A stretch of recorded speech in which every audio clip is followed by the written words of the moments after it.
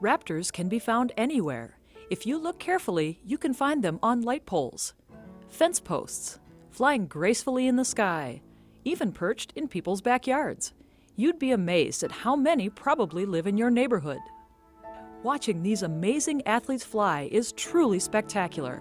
Unfortunately, the world they evolved to fly in has changed dramatically.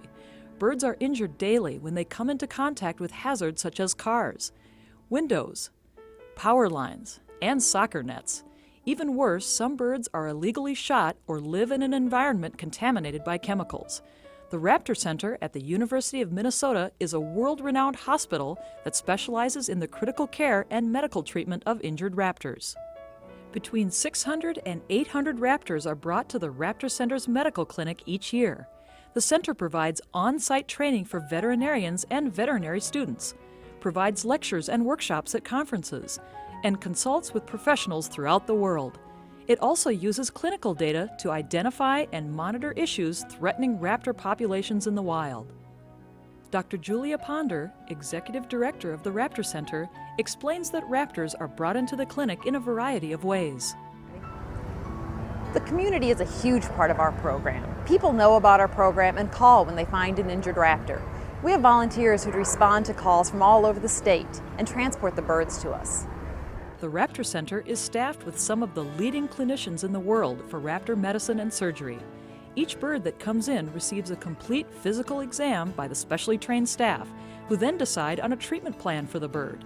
While not every raptor can be saved, the exceptional medical and surgical care of the Raptor Center staff provides their best chance for survival. When a raptor arrives at the Raptor Center, it receives an extensive exam, including a beak-to-talon evaluation, radiographs, basic blood work, and an eye exam. Often, these birds arrive days after their initial injury or illness. They may not have had anything to eat or drink during that time, nor any ability to find a safe haven. Their injuries are compounded by starvation or exposure. They require the ultimate in critical care. Experts in avian medicine and surgery, the center staff works quickly to evaluate and stabilize the patient. The ability to triage or prioritize a treatment plan for maximum success is essential. Knowing what must be treated immediately, what should wait until the patient is stable, and what cannot be treated is an art as much as a science. In addition to their own expertise, the Raptor Center staff benefits from the knowledge of the specialists at the University of Minnesota's College of Veterinary Medicine. Eyesight is critical for raptors to be able to successfully hunt.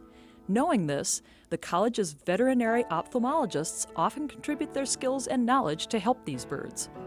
As part of the admission process, the center collects samples and data for future studies.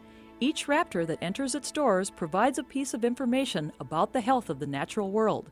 The clues they provide help to identify the challenges they are facing in the wild. Admission patterns may reflect alterations in urban populations or reveal hazards from changes in the environment. While many hazards such as pesticides, lead, power lines, and cars are known, new ones occur every day. The cumulative knowledge gained from the individual birds provides a window into the world in which they all live.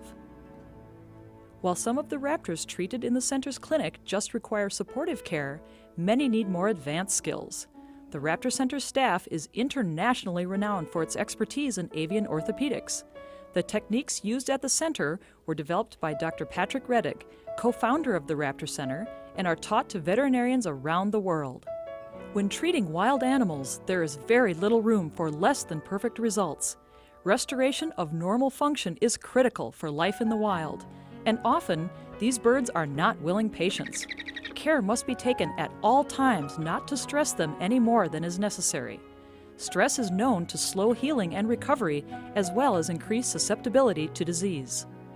These powerful birds are also capable of accidentally injuring themselves while in captivity. The ultimate challenge may be preventing new problems from developing before the original ones mend. Safely managing wild raptors in a hospital situation is as much an expertise as the medical skills to treat their injuries. Eventually, the time comes that a raptor's wounds are healed, its illness cured. It's not a matter, however, of just releasing them back to the wild. Raptors are supreme athletes that catch food in the air, on the ground, and in the water by chasing, pouncing, gliding, and diving from great heights. Exceptional physical condition is required. Once a raptor recovers from its illness or injury, it graduates to a rigorous outdoor physical reconditioning program. This process complements the expert medical care provided by the Raptor Center and is critical to a raptor's survival when returned to the wild. To prepare raptors for their exercise session, leather straps called jesses are attached to their lower legs, and a line or creance is attached to the jesses. The birds are transported to an open grassy space and encouraged to fly repeatedly from the center. As they fly, their performance is evaluated. Wing extension, leg and tail position, height, ability to turn in both directions, and endurance are all noted.